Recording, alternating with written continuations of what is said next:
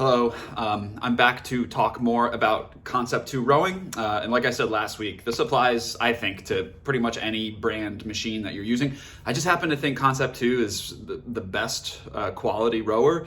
It sets the standard, again, for quality. So, but you can kind of, it's a placeholder for whatever brand you might use, whatever you have access to at the gym. I think it's a safe bet to say that whatever I'm saying beyond like the monitor usages and things like that is going to be interchangeable. So today, and I'm thinking of just sort of random things as they come to me. So these videos aren't really in any particular order. Maybe at some point they will be. But today, I just wanted to talk about your relationship with the chain. Maybe you'd call it the oar or whatever. But essentially, what I've noticed, and that's what I've been thinking about, what do I see as far as mistakes when people are rowing? And last week, we talked about that sway back where even people who row on a daily basis, they'll do that, fault for years before they make a correction on it. Another thing that I see people do, this is a little bit more common with beginners, but I will also see, particularly when people are trying to go really fast or are trying, when it comes to a high effort on a rower, I call it going really hard, because you can go hard, but not necessarily be going back and forth really quickly. But that's not here or there at the moment. This technique flaw can happen when a more experienced person is going harder on the rower. And it can also happen, of course, for a variety of reasons for a beginner. And that mistake is not allowing the chain when you're doing your stroke, and one stroke is basically going from the catch position to the rear position, and then back. So during the stroke, the mistake is that the chain will be kind of wavy. So I'm going to go ahead and demonstrate that, and I'm going to teach you a really simple trick to quiet it down. So what you want to be paying attention to is the chain that's attached to the handle, right? And so, like I said, when a person's going hard, there's a higher chance that this is what's happening. So instead of the chain staying really straight the whole time, it ends up going all over the place. And that's more likely to occur when there's more of an aggressive follow through at the end. You can see there, when I bring it towards myself, that action ripples through the chain, okay? Kind of like a whip, I suppose. So, can you go hard on the rower without having that happen? Well, let's take a look.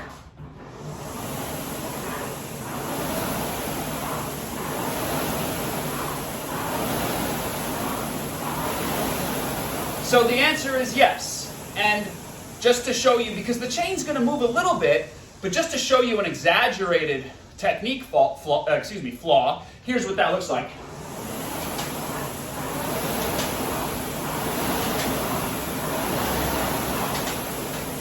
And honestly, that's not too big of an exaggeration. That happens all the time with people. And you can hear it too. You can hear the difference. You can hear it rattling between this little cage that the chain goes through. Oh man, I need to get into shape. I'm just kidding. I'm in really good shape. So how can you stop that from happening? And I'm gonna borrow what a person told me many years ago. I don't know why I'm moving this. I just felt like telling you this secret requires a close-up. This is what somebody told me, and I never forgot it because it was so simple and so beautiful. So basically, you want to think that when you're on your way back, that the rower is a table. Okay, so all the way from here, all the way to here, it's a table. You're going back and forth on a table. And the person said to me, when you're driving back, your fingernails are scratching a table. When you're coming back under, your knuckles are gliding under the table. Scratch the table, knuckles go under the table. So believe it or not, you are not just going straight line back and forth. You're doing a very subtle circle. Scratch the table, and then once you get to the end, you duck under and the knuckles go under the table. Scratch over, knuckles under. So I'm gonna do a few more strokes. I'm gonna back it up here now that the drama is complete.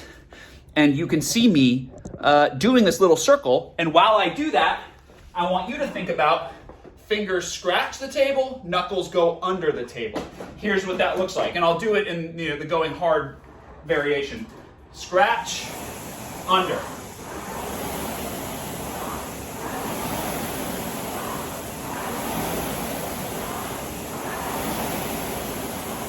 Okay, so that's really the tip of the day. There's one more that I also credit somebody else for this trick, and I didn't do this to my rower, but what you could do is you could set up like a little, you know what I'll do? Hang tight, hang out real quick. You can do this to supplement what I just told you. You could either put a little piece of tape or put a little piece of chalk on either side of that plastic piece on the rower. So you can see that. And your goal will be, as you're rowing, keep the oar, or rather the chain, from going up, down, or side to side. Just keep it right in the middle of those two marks.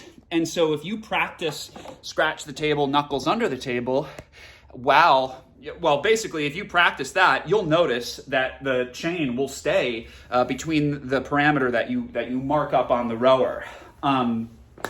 So that's really it. That's my second video on Concept 2 rowing. This was about controlling the chain, controlling things while you're going ham on the rower. Last week, like I said, we talked about the sway back. So by now, you have two really important cues and coaching sort of practices that you can put into play to make your rowing more efficient. Because at the end of the day, your goal when you're rowing is to be able to do better so that you can get more results. So if you're not actively trying to get more efficient at whatever you practice for cardio or whatever, then you're probably not getting better. That was sort of a run-on sentence. I forgot what I was saying halfway through, which happens often. It's just a miracle that the beginning and the end of certain sentences end up, cohesive. So lucky for me. All right. I kind of feel like talking, but I gotta go. All right. Leave some comments. Hit me up if you've got any questions. I'm not a professional rower. This is just stuff from my own experience and things that have been handed down to me over the years of being in fitness. So if you got anything else you want to share, tips, tricks of your own, I'd be happy to hear them. But also, if you need any personal help in regards to fitness, please message me, and I'm happy to help you. That's what I do for a living. Okay, love you. Bye.